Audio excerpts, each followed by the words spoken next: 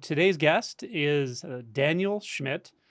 He is a producer of a handful of film series, all of which that I've seen are really, really amazing. They're astoundingly good. One is called Inner Worlds, Outer Worlds. It's actually available free through YouTube, also through Gaia. And he has another series called the Samadhi series, and some other instructional videos, and we're going to go into some of that. He also has a center that is called Awaken the World, correct? It's actually the Samadhi Center. The website is awakentheworld.com. Yeah. Okay, perfect. Yeah. Awakentheworld.com. You can find a ton of resources there. So, Mhm. first, I just want to introduce Daniel and say hi.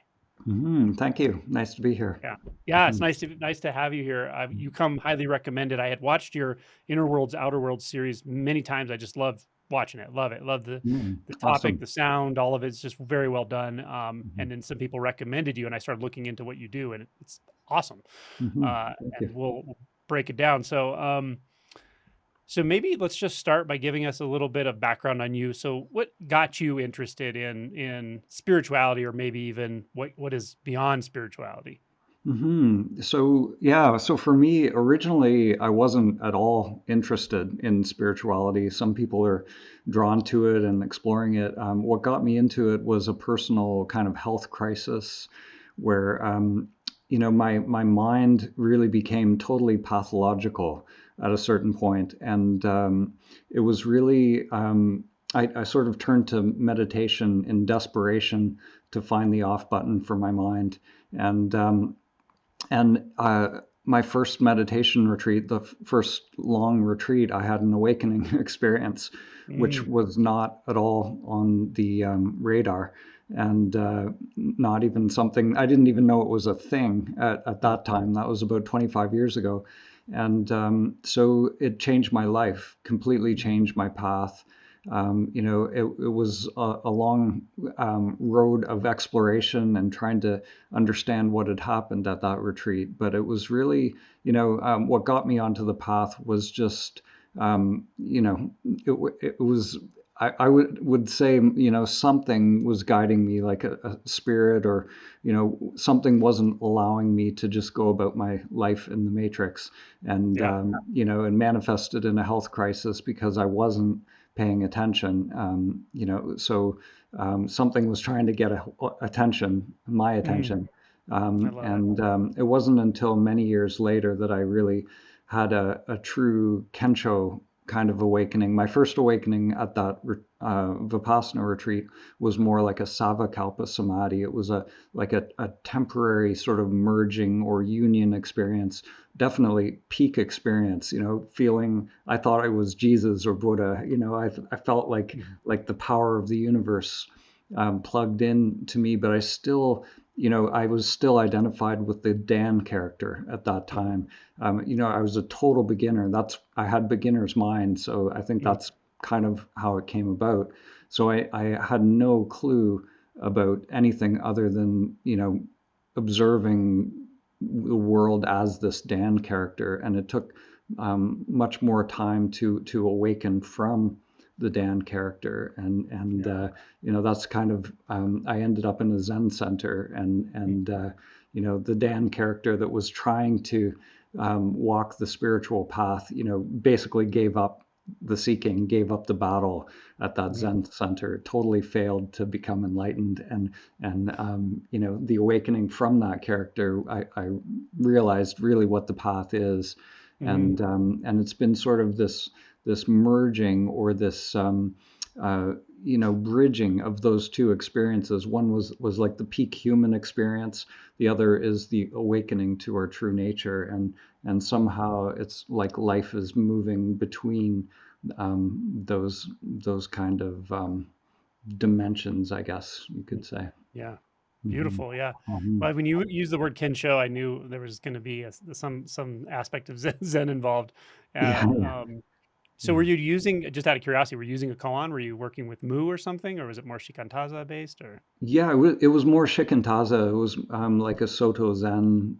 So it was just sitting, and long long periods of just sitting. So for me, what broke through was, it really came from pain, and Mhm. the mind's aversion to the pain of sitting. And the conditioned self was desperate to you know get out of the situation. It was like a true container of no escape for the ego. So either Mhm. something had to give way, or the little self had to get out of there. There was this untenable situation where my little mind was desperately using every technique it knew, and Mhm. to try and get out of this situation.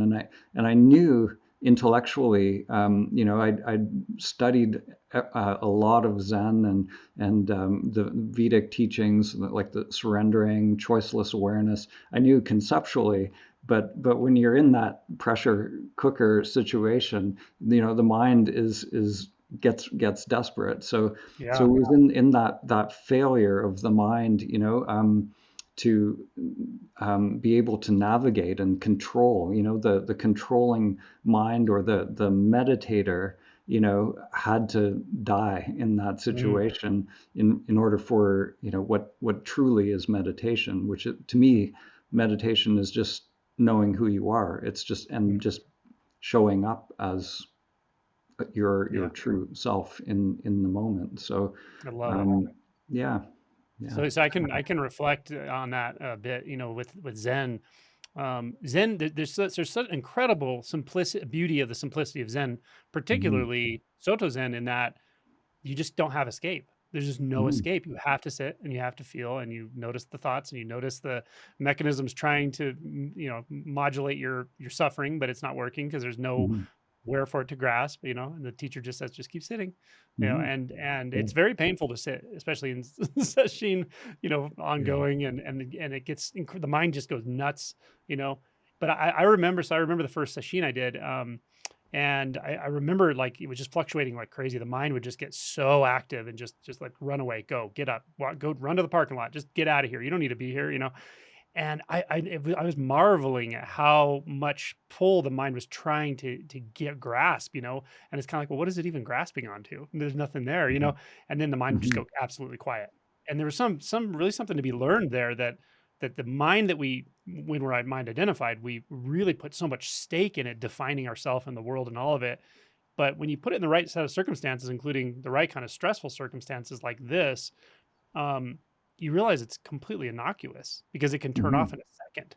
So it's like, well, Mhm. then it's much easier to go, well, what the hell am I then, really? Like, what is this? Mhm. What's going on here? Yeah, that's it exactly. Like, and this is really the key thing that I try to, the whole reason I've created the Samadhi Center is really for that realization. The you that you're identified with, is this seeker and this doer. But Mhm, really, when it comes down to awakening, it's that sense of I has to give way in order mhm, to realize the true self. and mhm, and it's really, for the little conditioned mind, it's so backwards, because we're so trained. Everything in our world is pointing us towards knowledge and learning and empowering that little I. mhm. So it's so backwards, and it takes a while for people in self-inquiry to really get it.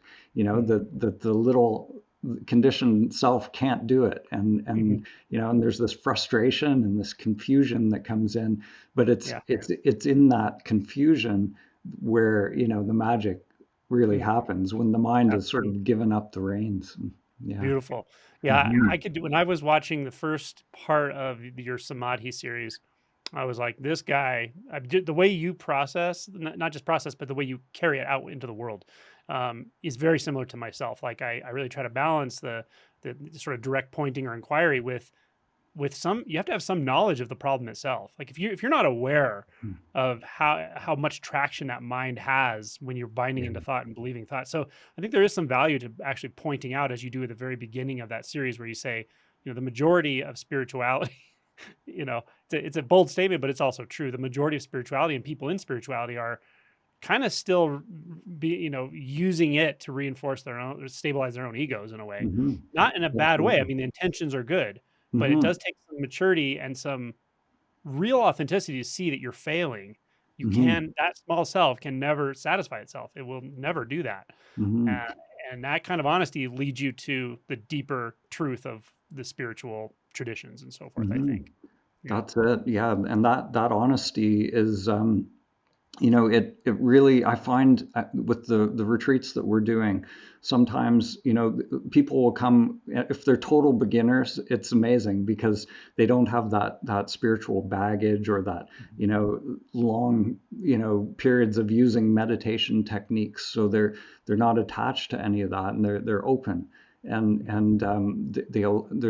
a possibility, an allowing of something new, and a new realization to come. Yeah. But I find the people who have, years of meditation with a certain technique, or there's this knowing, in the mind, that, it's like they trying to understand, like, the landscape and the map of spirituality. It's like the ego has crafted, this very powerful spiritual persona, and non-dual language and everything that goes with it. And so it's very crafty. It can create a beautiful facsimile of awakening. And it's actually really interesting to watch it in the Yeah. retreats, because, as we go deeper into the meditation and the self-inquiry, that mind will start to squirm, and it has to loosen its grip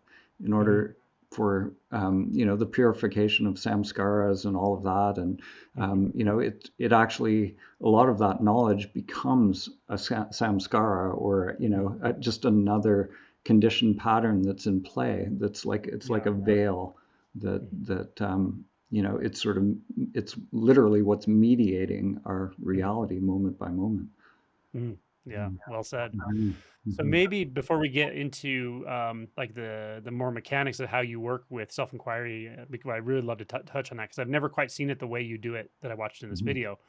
Um, but maybe give us just a taste of what, for anyone who doesn't know and they've seen my channel, they've seen me interview people going through Awakening or Kensho, but Mhm. it's always different. Everyone describes it differently. And it's not, I know it's not a description. There's nothing you're going to say that's going to be recreatable. And yet, sometimes just giving the sense of what actually changed for you can be helpful to people because they sort of get that flavor. So, like, if you were to say what was happening before and then what was noticeably different after that shift for you. Mhm. So yeah, so for me, like, the pivotal point, so have had several, I would say, very deep Kensho experiences, and my life after each one, shifted dramatically. So, the first one, I would say, the big thing, it was like getting the cosmic joke, Mm. just realizing that all the seeking and all the thinking and the reading of sutras and trying to figure things out, and all of that was happening on the level of the mind, and it, like, just there was just I was left with the sense of, like, what the heck was that all about? Like, what was all that thinking about? All, just, it was like being constantly, fixated on this screen, and then suddenly realizing, it was like that whole life, or that whole character, was just like this little blip, or this little anomaly. It was like waking up from a dream, and it was, Mm. so Yeah. I would say, for me, what shifted, there was something fundamental where, it's like, once you get that, once you know, on a deep level, like, that direct experience of who you are, and that you're not the conditioned character, something fundamental changes in life. Mm. So there's, I would say there was an acceleration after that, within the Dan structure, within Mhm. the conditioned character, where it's like energy and rewiring and reconfiguration on the outer level, started to get accelerated. There was sort of a dismantling happened. I connected with a teacher very quickly after that, who was, he sort of dismantler. So he Mm, was exactly who I needed to connect with at this point in my life, and he was sort of ruthless mm, in showing me. He was like a mirror, showing me all the stuff within the Dan character, the uncomfortable mm, parts that I mhm, didn't want to see. So I would say, after that awakening, like, 'cause at that point, I'd really crafted a strong spiritual persona, and it took some serious sort of humbling and dismantling and reconfiguration in life to just to let that wiring die. mm. And Yeah. so I went from, I had a relationship at that time that I let go. What meditation was, what I was running a meditation center at that Mm, time. So mm, so my understanding of meditation changed. It became much simpler. mhm. you know, it Yeah. it Yeah. it wasn't any longer about, I still see the value of the 8 limbs of yoga, and the different techniques. I still teach them at the center. I think they can be valuable stepping stones, but really for me, meditation now is just sitting or just Mhm. being. It's a complete path in and of Yeah. itself. Just Yeah. just being choicelessly aware, however you Mhm. want to say it. Yeah. So for me, that was sort of the turning point, was just recognizing kind of the fundamental delusion that I'd Mm, been living with my whole life, and yeah. this seeking. The Mhm. Dan character, you know, really wasn't me. I Yeah. just realized, so Mhm. you can't unsee that. Yeah. And but at the same time, there's this inertia of the mind. And I love how Ramana Maharshi uses this fan analogy. It's like when you pull the plug on a fan, it Mm, takes a while for the fan to yeah. run down, right? So Mhm. for quite a while after that initial awakening, I'd be plugging the fan back in without even realizing it, and the Yeah. mind's again becoming identified, and so there's an ongoing process of letting Mhm. that the vrittis, sort of calm down, and deeper levels of wiring and Mm, purification. yeah. And yeah, Yeah. I so found I found the same. Yeah. mm, yeah, yeah, and to some degree, I think that continues forever. There's always this ongoing development process within the Mm, self structure, and just deeper levels of growth and expansion into, mhm. I think, as our energy grows, into higher worlds. And it's like there's new possibilities for attachments. And then Mm, so it's like we're growing this wiring and simultaneously disidentifying from it. And yeah. so for me, there's the practice is really key for Mhm.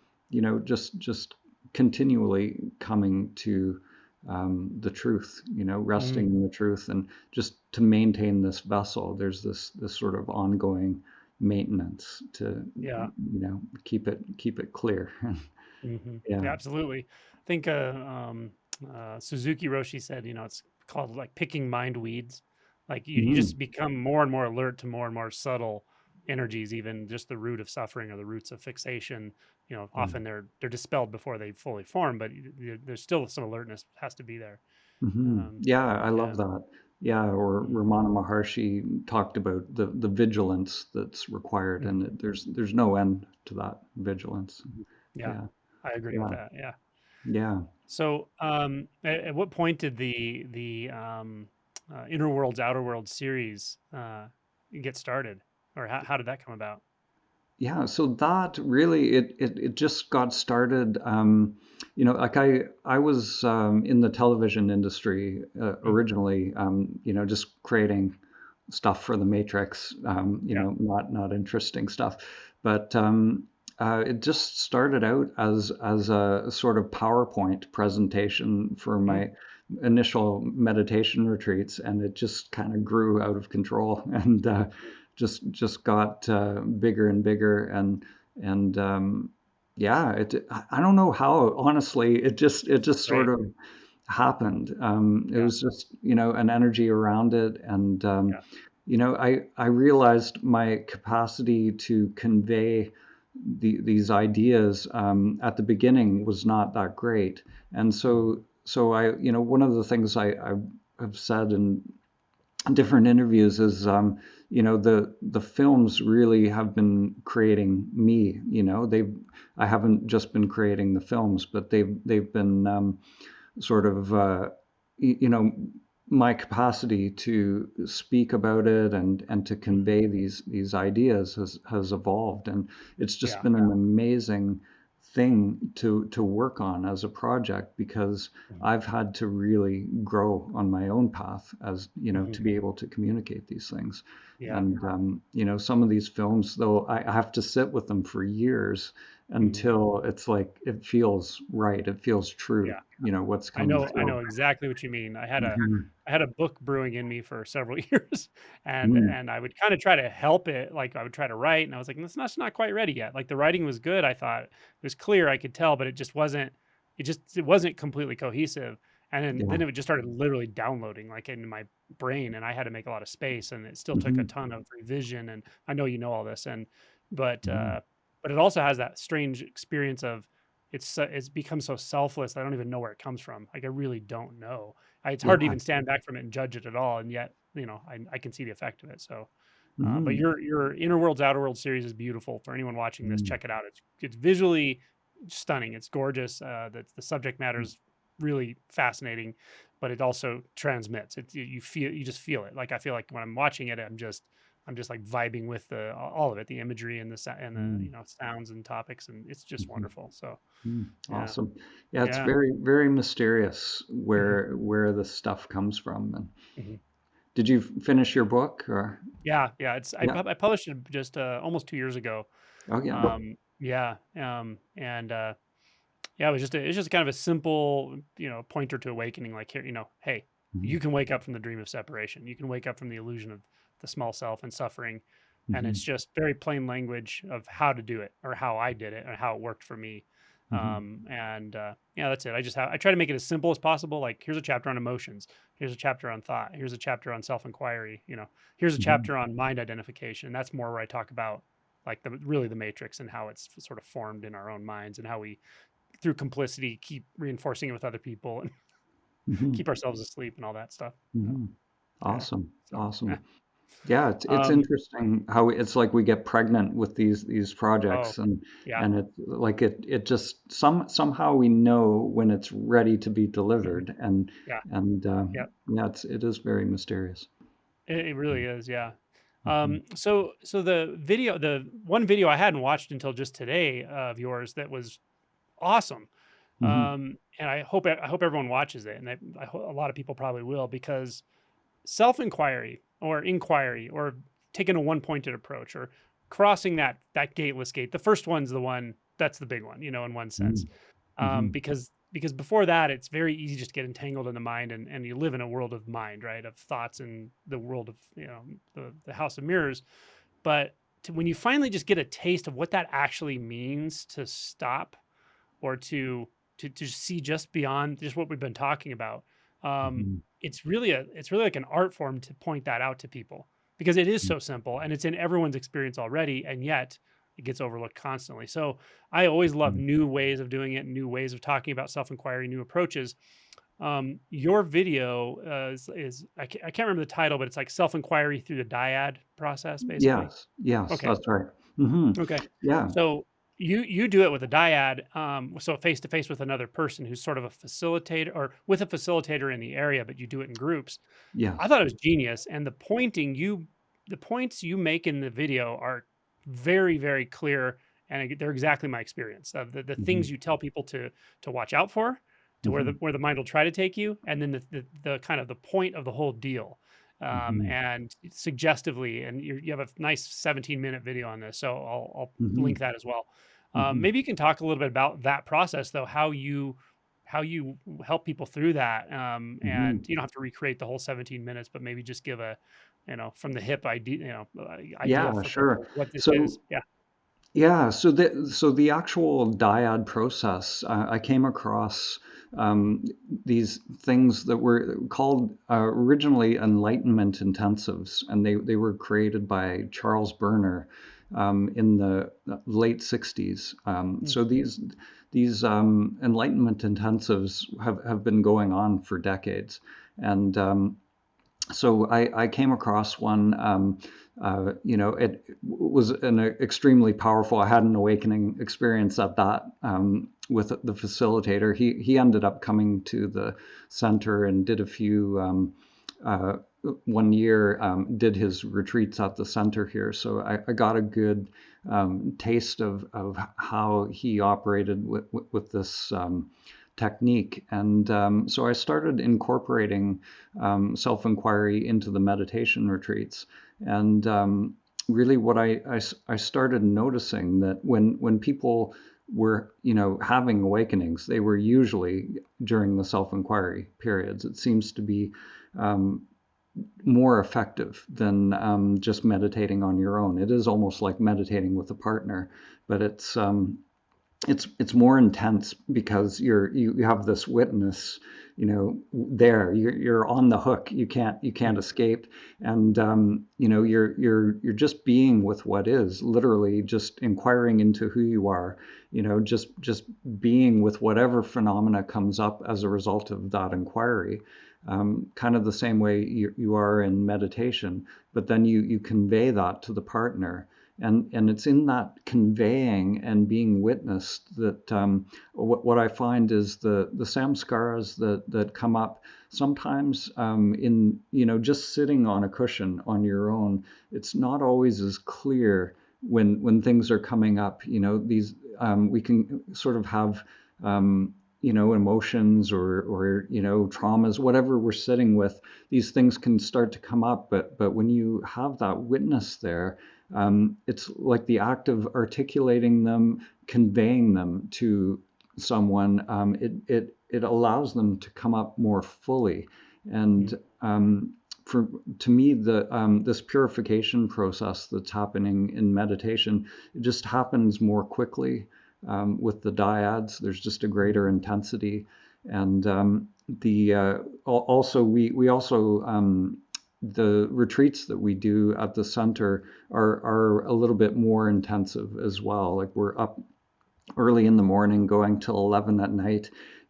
Literally just doing this crazy process of mm, one person saying, "Tell me who you are," and then mm, this real earnest inquiry into the nature of our being, and from morning to night we don't stop.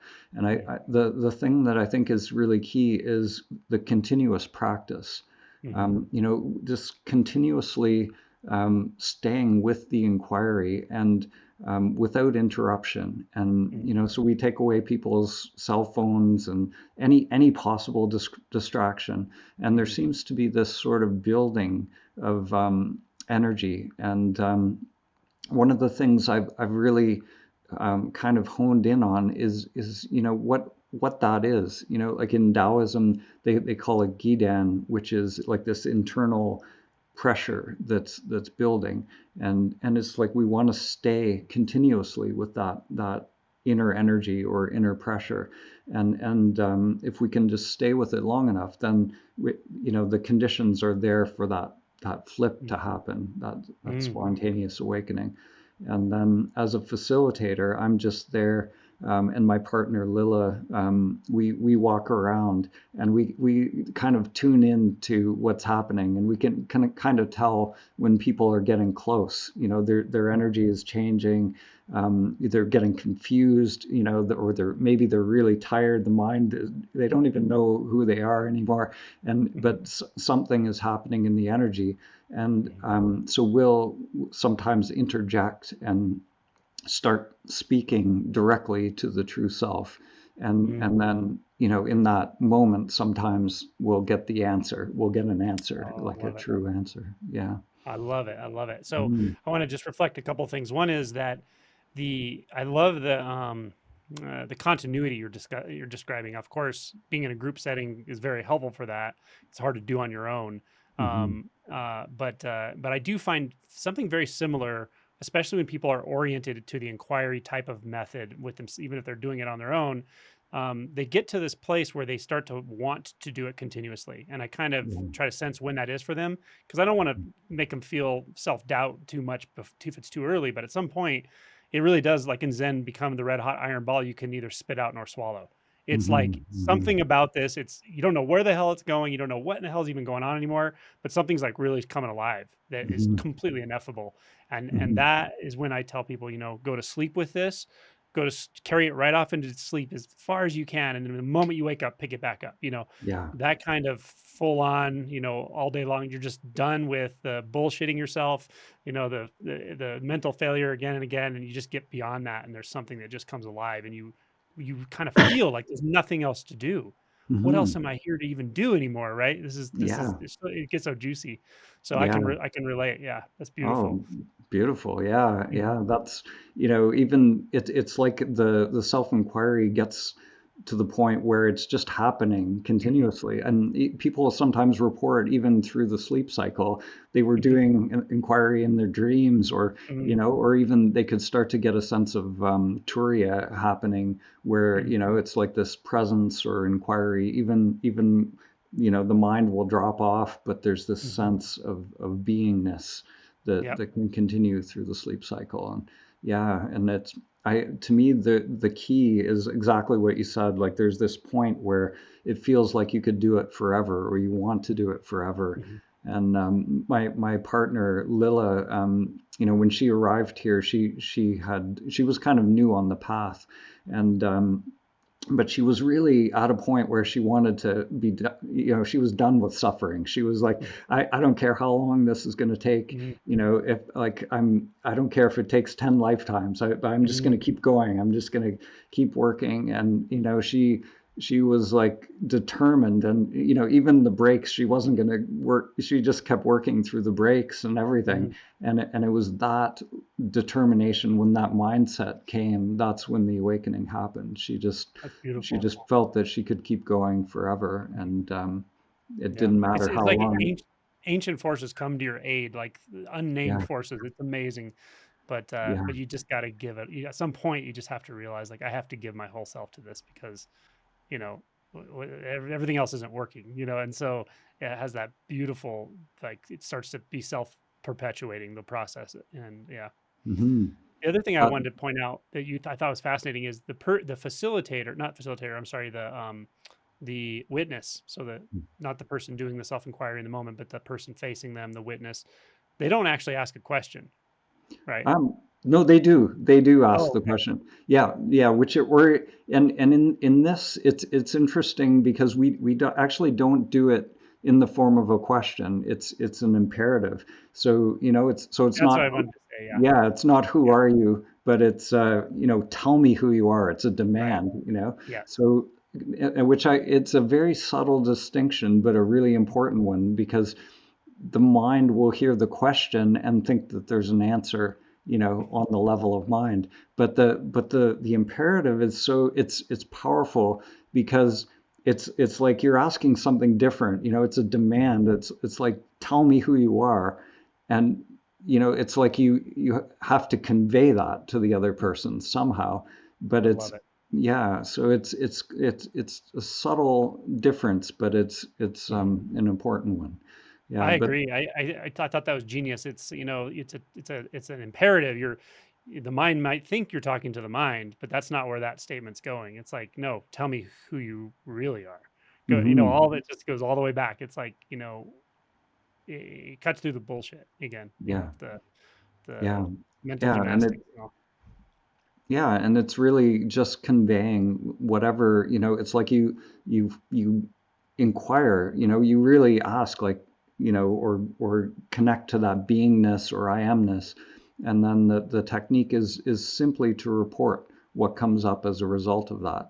and it's in that, the technique is so key, because it's, if you think there's an answer, at the beginning people are just, they're trying to come up with answers on the Mhm. level of mind, and there are these stages that we move through. So usually they get to a point where, they know intellectually the mind's not going to do it. Mhm. They're not going to find the answer. They've exhausted everything that the mind can say. So there's this sort of quietness that starts to come, and maybe a frustration, a confusion, Mhm. but they just sit with that, and just sort of brew in that, and then the deeper energies start to come up, and anything that's in the unconscious then can start to, whatever samskaras are blocking, they can start to come up to the surface. And it Yeah, gets really, really fascinating what can come up, because I'll bet. it's, yeah, people are, it can look like a madhouse sometimes Mhm. in this process, or it can be very still. We never know. Mhm. Mhm. Yeah, I would imagine you have people at some point come in contact with a lot of fear at periods of time and that sort of thing. Mhm. Yeah, Yeah, absolutely. It's usually when there's a lot of fear coming, it's a good sign, because right. the ego structure, is starting to let go, and it's like Mhm. unfamiliar, and when there's something unfamiliar, then that energy that is coming out of the conditioned pattern, from the ego's perspective, it's like it doesn't have its hands on the steering wheel anymore, Mhm. so Mhm. it's fearful. But then as soon as we let go, then that same energy is, it's beautiful bliss, Mhm. when we're Mhm. not controlling through that old wiring. Yeah, yeah. I Mhm. find the same thing. Most people will go through that sort of fear barrier, and um, the ego structure sort of interprets this whole thing as a sort of death. Mhm. Doesn't know what else to call it. It feels triggered. It feels like it needs to defend itself. But Mhm. if you just sit through that, it tends to calm down. And things tend to get even quieter on the other side. And at some point, you Mhm. know, Yeah. Yeah, it's that whole Sufi saying of like learning to die before you die. mm, We that's a big part of the way I teach it as well. Just mm, really, the I that we're identified with, really has to only understand one thing, and that's that it has to let go. It has to mm, understand its own limitation in this mm, process, yeah, and but also knowing that it's not a dying in the sense that, oblivion or obliteration, right. but that it'll, become more like a servant to Hmm. the true self, or it's still going to go for a ride, on Hmm. this human experience, but it's just not going to be in the driver's seat anymore, Yeah, and yeah, that's yeah. it. Yeah.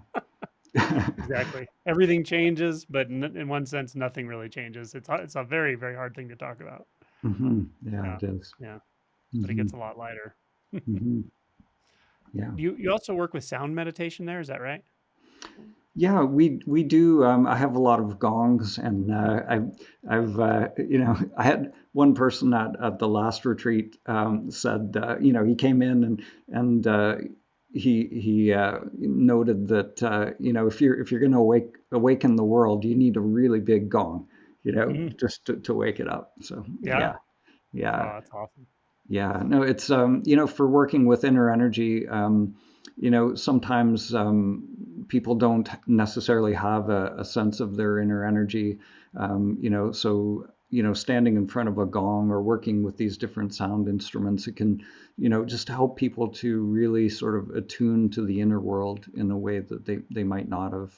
Hmm. And after a long day of meditation as well, usually in the afternoons, we would have people lie down in the zendo, and just receive, sound, and it can Hmm. be sort of a clearing kind of experience as well. Mm.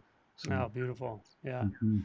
Yeah, I agree with that. Yeah, Mhm. the retreats I do, we always do. My partner Violet does sound meditation, and she Mhm. she she does singing bowls and some different things. But it really has a nice grounding effect at the end of the day. But it also sometimes it really tips people over the other side too. So it can Mhm. be a very powerful transmission. It's Hmm. amazing. It's another thing that's very mysterious. You could Hmm. have two people side by side, and one will have this transcendent experience, and the other one is like plugging their ears, like Hmm. and it's Yeah. a lot of it is very unique, I think, for the individual. Hmm. It's like certain things I think draw us at a certain point on our path. You know, Yeah. yeah. So if somebody would want to go to your retreats, how often do you hold them? Well, right now the center is running like we are shut down for the next couple months, but in April it'll be running continuously until about November.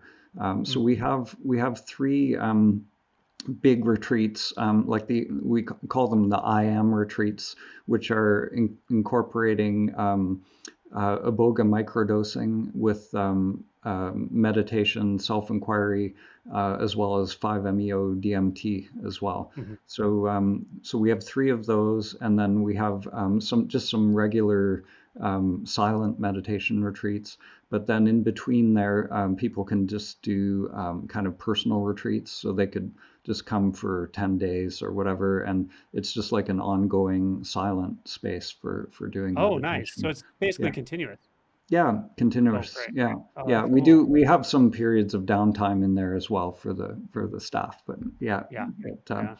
yeah, but it's pretty much continuous. So, So tell me about the 5-MeO. I've heard about. I know about it. I've never experienced it, but I know something. yeah, How do you utilize it with people and sure. So we use it. So the retreat incorporates iboga microdosing. Mhm. So my partner Lila she's a trained iboga provider, trained in the Witi tradition in Gabon. Mhm. So that is very conducive to the sort of rewiring component in meditation. So the with the Boga, the default mode network goes a little more quiet. The Mhm. deeper samskaras just tend to come up more quickly. Mm. I would say that like the insights per minute are just sort of increased. So it's Wow. not a shortcut at all, but when you're really ready to go into the deeper layers, it's just really conducive. So Mm. it's So people would take that daily, microdose daily, or yeah, so that's a daily microdose for the first part of the retreat. And then we taper it off towards the end. And then the last day of the retreat, the whole retreat will have been, this deep sort of letting go and purification. The 5-MeO is sort of like a condensed version of the entire retreat in one shot. It's like an opportunity for a complete letting go. So if there's like they call it a full release, and we have a 5-MeO facilitator, Chad Charles. He comes to facilitate that part of the retreat. He's an expert in with 5-MeO, and so it's an opportunity to just let go of the deepest samskaras, and if you have a full release, then it's possible to have a full kind of non-dual experience as well, hmm. which can be for me, as a diagnostic kind of on my path, it was the first time I did it. It was really quite humbling, because I could feel the depth to which the self structure had to let go. I felt this kind of primordial holding on to life, in it's Yeah. deep sort of in the hara area, this like kind of reptilian holding on, and Mhm. um, and at that point I had not been able to let go to that degree in my own meditation practice. So I found it useful just to see the depth Mhm. of letting go that was possible, Mhm.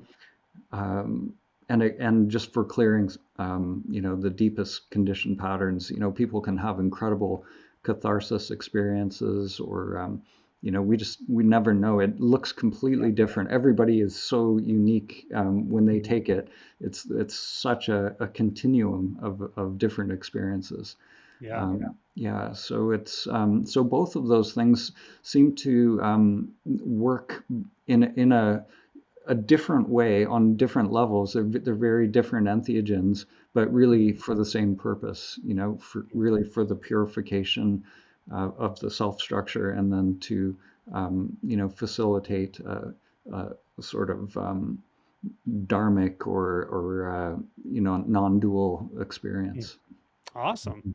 Hmm. So when your center's open and when it opens back up in April, you said, is it reasonably easy for people to find spots to come to retreat or come? For the so the IM retreats are usually a long waiting list right now. Okay. That's one thing I would love to do is eventually get to a point where we're doing more of them. But there's a lot of logistics involved and different Mhm. people involved with that. Yeah. So but just coming to the center, like the regular meditation retreats or the personal retreats, we can actually do a lot of the same kind of things with people um, during those periods as well. It's just not as much of a formalized structure, and like Chad won't be available to do 5-MeO and that type of thing, Mhm. but we might be able to do like a microdosing protocol for people or Mhm. that type of thing. So. Awesome. Very Hmm. cool. Yeah. I'm sure you're gonna have a Hmm. lot of people checking out your resources. Hmm. Yeah. I loved your website's great. It's very well put together. You can find all kinds of really cool resources. The videos are all listed there. They're all available on YouTube. Hmm. And man, you just have a ton of awesome resources, but I can tell they're potent and I have no doubt they're working. And so yeah, I like to give people more options, resources. You never know what's going to work for who. So Hmm. I hope people really take advantage of this everything you offer.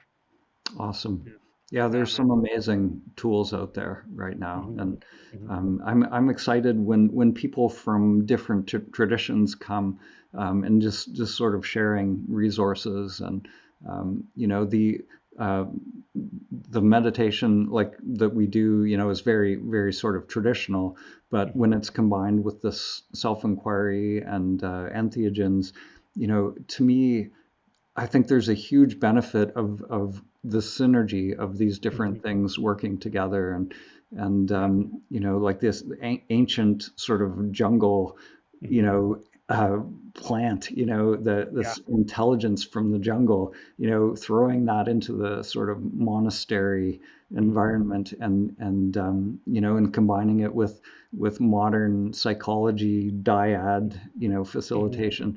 To me, all of these things they have um, a real power and a synergy when they work together. And Yeah. so I would love to have people from monasteries and different traditions, and I would love to get together with people to just really optimize what we're doing at these centers, and Hmm. it might be the type of thing in the future where we could create sort of a best practices in terms Hmm. of awakening, and really really sort of understanding the benefit of these tools in a more concrete way, because for Hmm. me I've just sort of thrown together everything that has Yeah. worked for me, and these are my favorite things, and I've seen that I did just regular meditation retreats for years, and it kind of lost its energy for me. Hmm. But when I started throwing these other things in, and people started having real kensho awakenings, and things started happening, it really Mm. kindled my excitement around it, Oh, and I I'd love it. love to be able to share it with people, and I'm sure there are other people out there who've explored similar things, that if we Mhm. could all kind of put it together in a way that where we can utilize these tools more effectively, I think we could really start to do something. Mhm. I love Mhm. it. Your enthusiasm is obvious, and your conviction that people can wake up. That's what Mhm. I. If anything, I try to. My message is you can wake up. You can. Mhm. It may require you to do things and look in places you didn't want to look and go through things you didn't want to go through, but you definitely have access to your true nature because it's your true nature. So, Yeah, so I love it's anything like you. that, Yeah, right? So, yeah. um, yeah. Yeah, I think So, one of the biggest sort of mind blocks is, some of these traditions say that it takes lifetimes to yeah. awaken, and and that it's like this arduous thing Mhm. that seems unattainable. And Yeah. when people come and they're holding those types of ideas, it's the biggest hindrance. Mhm. Those are because it's not true. It's just not Right. true. There's Absolutely. there's a good percentage of people who come to the retreats who awaken. Mhm. Every retreat we usually have a few people who actually I think Charles Berner said with the just doing the dyad method, he got to a point where it was between 20 to 30% would have a Kensho experience, That's which awesome. if you compare that to traditional Zen center, the stats are pretty good. Mhm. It's these techniques are really really beneficial, but they're Mhm. very very unknown in the world. Mhm. And the Charles Berner method is there's not that many people doing it now. I think that generation that was doing it, they're getting kind of old, and there's not many people picking up the torch for that one. I love it. So, Well, we're gonna spread some of the word at least with this video. So, awesome. yeah. So I guess last thing I want to ask you is, there are going to be people watching this, for sure. There's going to be many people who've had awakening and Mhm, deeper stage realization, but there's going to be a lot of people watching it who haven't, mhm, but want to. They really are interested. Um, they're suffering usually. What would you tell somebody there? All things being equal, whose heart says, "I want this to be," excuse me, "I want this to be possible. I still have a lot of doubt. Still not quite mhm, sure what the heck I'm supposed to do here, mhm. but I'm also suffering." What would you tell someone like that? Well, I think the doubt is not a problem. When I was at that point in my own journey, I was extremely skeptical, and I would say the skepticism is good because most spiritual stuff out there is a little suspect. So Mhm, so I think skepticism is very healthy, but I would also say really go for it. Like put mhm, yourself in conditions of no escape.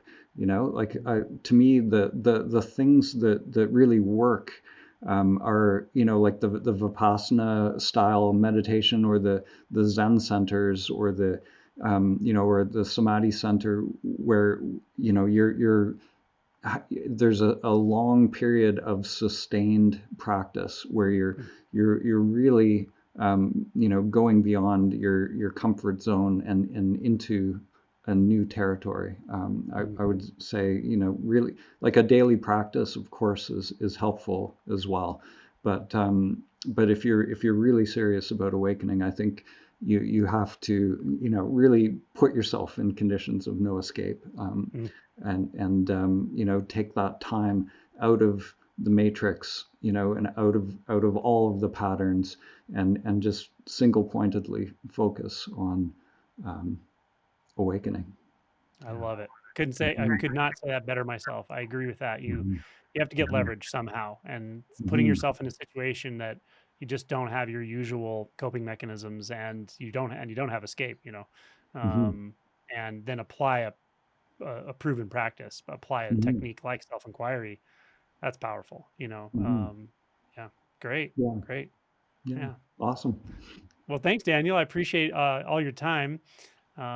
My And pleasure. Yeah, it's yeah, great I'll connecting put with you.